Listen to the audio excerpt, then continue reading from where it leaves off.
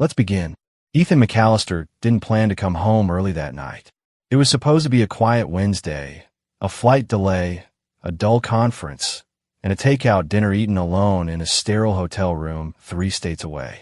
But somewhere between the hollow hotel silence and the ache in his chest, he changed his mind. He needed warmth, not Wi-Fi.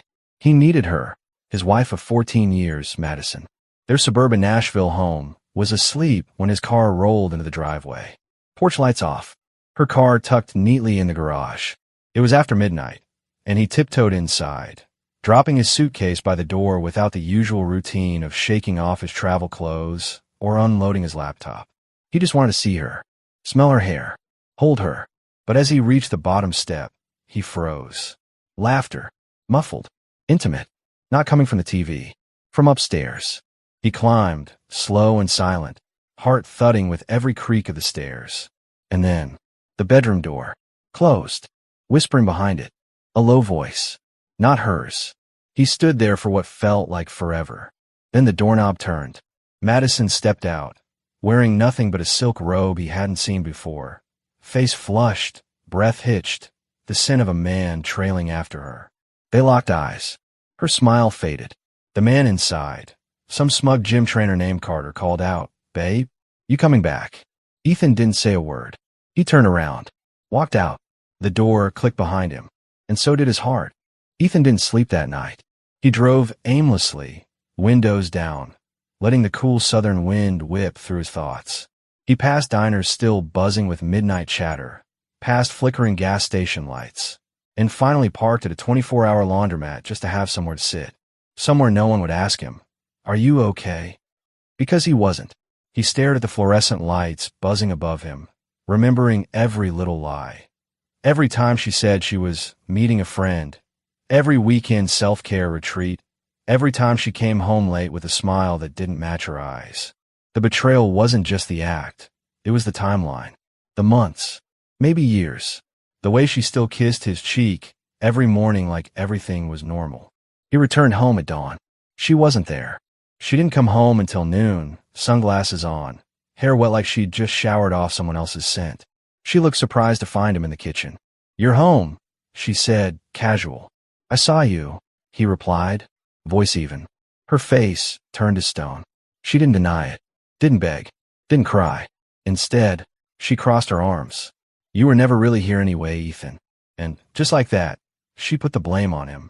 He felt his throat close. That was the real wound. Not just the cheating, but how easily she discarded him. Like a broken chair, like something she outgrew. Over the next 2 weeks, she moved through the house like she still owned it. Like her betrayal didn't stain the floors. She laughed loudly on the phone, whispered in corners. She didn't even try to hide Carter anymore. Ethan overheard a call where she said, "He's still here, but not for long." And that was the last straw. Ethan didn't argue, didn't yell. Instead, he began to erase himself. Silently, systematically. He moved funds into a separate account, backed up every financial document, found a lawyer discreetly, met with him in coffee shops far across town. When the divorce papers were drafted, he didn't serve them. Yet. Instead, he bought a small cabin 2 hours away. No internet, no neighbors, just woods, mountains, and air that didn't carry the scent of betrayal. Then, one Saturday, when Madison went on a weekend trip to Palm Springs with Carter, Ethan packed every bag he owned, cleared out his half of the closet, took his dog, his tools, and every photograph of their daughter, Summer. He left her a note. "You said I was never here, so now I'm really gone. Don't look for me. You won't find me." When Madison returned, the house felt colder. She ran through it, searching, calling him, but he didn't answer. His phone was deactivated, his email wiped, his friends were silent. His job? He resigned. No forwarding address. She laughed it off at first, telling her girlfriends, "He's just being dramatic. He'll crawl back." But weeks turned into months, and one day, she opened a letter from the county clerk. Divorce finalized. Assets split. Custody settled. Her jaw dropped, and then she realized she hadn't just lost him. She'd been erased. Meanwhile, Ethan stood barefoot on the porch of his mountain cabin, watching the clouds roll and over the horizon with a quiet he hadn't felt in years. He was rebuilding, but not just his life, something darker was brewing in his heart. A revenge he didn't even realize he was capable of. Because while she had laughed, he had learned. And he was no longer the man who begged to be seen. He would make sure Madison remembered the name Ethan McAllister, not as the man she cheated on, but as the man who vanished and came back as someone she could never touch again. Madison's confidence began to wither 2 months after Ethan vanished. At first, she flaunted her freedom. Dinners with Carter, cocktails with friends, posting carefully curated selfies that screamed liberated woman, while she tossed around phrases like self-love and healing journey. Her friends cheered her on, called Ethan controlling, distant, too quiet, too boring. Carter was her upgrade, a man who brought her roses and excitement. But excitement has a short shelf life. Carter didn't like routines. He liked attention, liked being worshipped. He wasn't there for Madison when her daughter Summer started crying during sleepovers, asking, "Why won't Daddy answer my birthday card?" Carter rolled his eyes at tantrums and scrolled through his phone during dinner. He made comments about Madison gaining a few relationship pounds. He texted other women, carelessly, openly. When Madison confronted him one night, Carter didn't even pretend to apologize. "You want a passion, right? Not some quiet guy with a mortgage and a grill." And just like that, Carter left. Left her with mascara streaks on her cheeks, a half-drunk glass of red wine on her granite counter, and the realization that she'd traded loyalty for lust. A man who would have bled for her, for someone who couldn't even sit through a kid's school play. Worse still, her friends began to disappear too. Their pity waned. Their lives moved on. They stopped inviting her to gatherings where husbands might feel awkward. But Ethan was a ghost. No one had seen him, not a trace, until one afternoon. She received a certified letter. Inside was a financial settlement summary. Nothing shocking, until the final page. Ethan McAllister, founder and CEO, Amberwood Contracting Group. Wait, CEO? He had been a project manager when she left. She read it twice, heart hammering. Then opened her browser. There it was, a sleek black and white website, embossed in modern font. Amberwood, specializing in high-end luxury mountain cabins and off-grid living solutions. A whole gallery of stunning builds, forest homes, and modern architecture fused with nature. And Ethan, her Ethan, was on the About page. Clean-shaven, muscular now, wearing a tailored vest, holding a coffee beside a sunlit cabin, smiling. He looked dangerous, elegant, rebuilt. She nearly dropped her phone.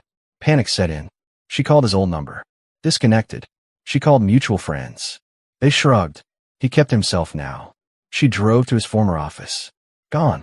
She tried social media. Nothing. He had erased every digital fingerprint, except this one breadcrumb, just enough for her to see who he had become, and to know she could never reach him again. But she wasn't the only one watching that website. Across the state, real estate investors were paying attention. Orders were flooding in. His company was gaining traction, quietly becoming one of the top boutique builders in Tennessee's luxury hideaway market. And Ethan? He didn't flinch. He spent his days deep in woodwork, on construction sites, designing blueprints. His arms grew strong from lifting, his back straightened, and his mind focused. He laughed with his team, mentored younger carpenters, taught his daughter how to swing a hammer, and showed her how to read a compass. He was a man reborn. Yet even amid this growth, one thing simmered beneath the surface: the betrayal. The image of Madison in another man's arms wasn't something he revisited. It revisited him. During storms, during the silence after his daughter fell asleep. He had never wanted revenge in the loud, cruel way. But then one day, life handed him the perfect opportunity. A client reached out, an old college friend of Madison's. She wanted a house built for her and her husband. Off-grid, private, high budget. She didn't recognize Ethan's name at first. But when they met for coffee, she blinked in shock. "Ethan McAllister? Wow, you look different." He smiled calmly. That woman, she was connected, still close to Madison, and she talked a lot. By the end of their coffee, he knew everything he needed to know. And by the time her project was halfway done, Ethan had quietly arranged something far more personal. Something not even Madison would see coming. Not yet, but soon. It arrived in a white envelope. No return address. Just her name in soft gold cursive across the front. Madison hesitated as she tore it open, Inside was a thick invitation card with embossed lettering, elegant and understated. You are cordially invited to the Emberwood Autumn Gala, celebrating community, craftsmanship, and new beginnings. There was a location, an exclusive mountainside venue. Guest list, private, by invitation only. Madison frowned. Why was she invited? She hadn't heard Ethan's name in months, only whispers. But this was a message. She applied her makeup with trembling hands that evening, choosing the same burgundy dress she once wore for Ethan on his birthday years ago. She told herself it wasn't desperation, it was closure. When she arrived at the Emberwood Lodge, the air was sharp with pine and firewood. The structure itself was breathtaking, modern yet warm, timber beams towering overhead, fairy lights strung across open balconies. Inside, laughter echoed across glass and stone. Wealthy investors, elegant women, men in black suits, and in the center of it all, Ethan, not just present, commanding. He stood beside a woman, tall, graceful, brunette, wearing a cream gown that flowed like poured silk.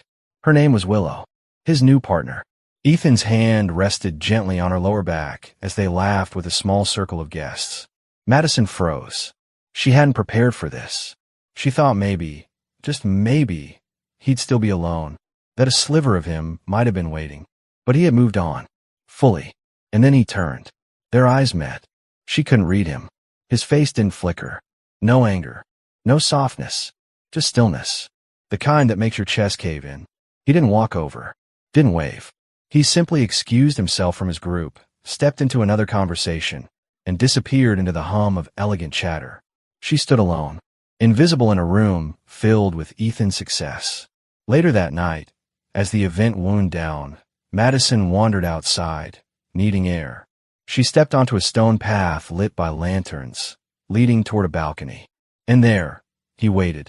Ethan stood at the railing, arms folded, staring at the moonlight on the lake. She approached slowly. "You invited me," she said softly. He didn't turn. "No. The guest list was public. You weren't supposed to receive one. Someone else must have added your name." That hit like a whip.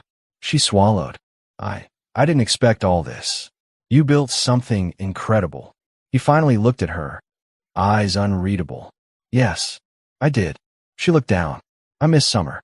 And you." Ethan's gaze stayed locked on her. "You don't miss me. You miss who I used to be. The quiet man who never made you feel small, even when you treated him like he didn't exist." Madison blinked. He stepped closer. "You cheated because you were bored. You wanted chaos. Passion. Well, this is what I built from that chaos." She opened her mouth. "I was lost." "You didn't find yourself, Madison," he said, voice sharp now. "You left yourself, and me, and your daughter." Silence stretched between them. Then he added, colder, "Don't mistake this gala for a second chance." Her lip trembled. "Do you hate me?" "No," he said. "Hate would require energy I stopped giving you a long time ago." She tried to reach out. "Can I at least see summer?" He stepped back. "Not yet. Maybe one day. When she stops asking why you left, and starts understanding that people sometimes choose their own ruin." Madison's hand fell limp at her side. His words had pierced her, but they weren't cruel. They were true. He walked past her, back into the lodge, his shoulders square, his purpose intact. And she remained by the railing, still, broken, and surrounded by the success of the man she had once believed would never become anything without her. The irony? He had become everything because of her. Because of the fire she lit when she burned his world down. And she would carry that truth like an invisible brand for the rest of her life. The next morning, Madison didn't leave the mountains right away. She sat in her car long after sunrise, watching the dew lift off the grass outside the Emberwood Lodge. Her reflection in the windshield didn't look like the woman who had once laughed at her husband's quiet routines. She looked older, not just in years, but in regret. She had tried everything in her own twisted way. New lovers, new clothes, affirmations, social media quotes. But none of it gave her the peace Ethan now carried in his silence. She used to mock stillness. Now, she longed for it. But it was too late. Ethan wasn't trying to hurt her anymore. He had moved beyond the need to hurt her. That was the true revenge. Not the wealth. Not the success. Not the new love. It was his freedom. his complete emotional detachment from her. Weeks passed. Months. Madison returned to her suburban home that now felt like an abandoned stage set. She stopped scrolling through old photos, stopped imagining the sound of her daughter's laughter echoing down the hallway. She began, slowly, to rebuild herself, not to win him back, but because she no longer recognized the woman in the mirror. She took a job at a small florist downtown. No one knew her name. She liked it that way. She got her own apartment, modest, neat, full of books and blank journals. And eventually, she reached out again, not with begging, not with guilt, but with sincerity. A short message. Ethan, I know I can never undo what I did, but Summer deserves a mother who shows up. If you ever believe I'm worthy of that again, I'll be here. Ethan didn't reply. Not right away. Instead, he watched his daughter one night, curled up with a book on the couch beside Willow, who braided her hair with steady hands. The cabin glowed with the golden hush of evening, filled with soft voices and the scent of cinnamon tea. And for the first time, Ethan asked himself, what does justice look like for a child? Not revenge, not punishment, but truth. He didn't want Summer to grow up with blanks in her story. So, one morning, he sat down across from her at the kitchen table. Do you want to see your mom? He asked gently. Summer blinked, unsure. I'm not saying she deserves it, he continued, but I think you deserve the choice. Summer nodded slowly. The meeting was arranged for a weekend.